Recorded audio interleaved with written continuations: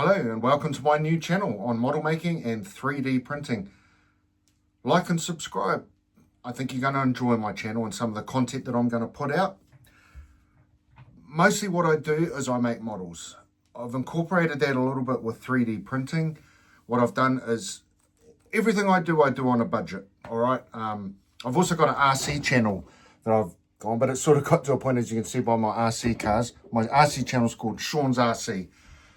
But it gets to a point with RC cars where you kind of run out of content, and my interests have kind of changed, I love my RC, I've got a lot of RC. Most of those cars up there, apart from the Armours and Kyoshes, I've built all them. And that's what I really loved about the hobby, was the Tamiya cars, building them and stuff. But I've reborn my love in model making, which is, I had when I was young.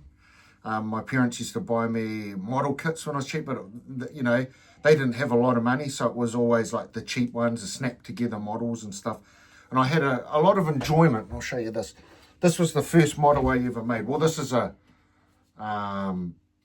similar, a Hughes 500 helicopter. I remember making that a snap together one when I was about 11 or 12, and I loved it. I absolutely loved it. I had that. I had a destroyer warship as well. That was just a cheap jack thing, but I treasured those models. That's what we used to do as kids, and then the hobby kind of died off, but I've got back into it. And it's great for older people, for men to have a hobby, and model making is a perfect hobby, because especially as you start to get older, you've got to keep your brain ticking over, and, your eyesight, it helps with your eyesight, all of these things, these cognitive things. It helps with men that have got depression as well. I have had depression, but it's not something that's really concerned me. I've had it in the past. I've gone through marriage breakup and that kind of thing, but it's pretty normal to be depressed, but it's always something. I've always had a strong mind. Like, I've never let it,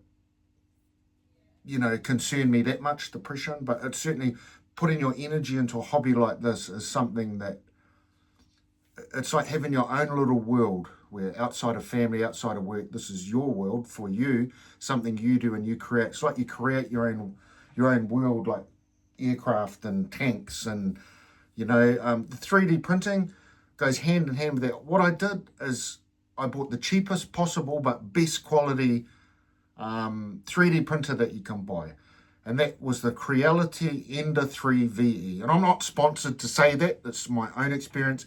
It's a PLA printer, so PLA printing is like, I don't know if you can see behind me a lot of these things that I've printed off in PLA have come out really, really well. Usually you use a resin printer if you're going to print statues and stuff, but I'm actually really impressed at the quality of these things. And of course, none of them are painted. I've had to paint them up. I primed that. I missed a little bit on that. I'll have to do them again. But as well as that, I've done bases for dioramas, and this is what I use my 3D printer. It all revolves around, for me, it's about model making. But see, like, that's a base there that I printed off a rocky terrain, and I've sort of painted it up dirt color. I put this Tamiya grass effect, but it doesn't look like grass. It looks like more mud. It's actually okay, but I'll keep working on this. Epoxy resin, you can use that to make like little puddles. It gives the effect of like water. A little puddle you can put on that. And what I'm going to do is I've got a kit here, Tamiya German anti-tank gun. And I'm going to put that on that rocky outcrop. I encourage people, if you're model making, it's really good to do dioramas. I'll give you an example of a diorama that I'm going to do. So I 3D printed this. This is a Winston Churchill, saviour of England and, Britain and Australia and New Zealand, in World War II. Very, very, to us in New Zealand, he's like what Ho Chi Minh is to the Vietnamese. He's like our freedom fighter. So I want to do a diorama with him, and I want to have a British Spitfire. I've got a lot of model kits. I've got Mitsubishi Zeros, I've got German Messerschmitts and stuff and tanks, but I've got a few jets, but I haven't got a Spitfire yet. So I think a 172 scale Spitfire, I'll put it in there with Winston Churchill overlooking the Spitfire. Maybe I'll paint up, I'll do a base and a little runway on it, have Winston Churchill looking over it with his hands in his pocket like that, and a British flag flying.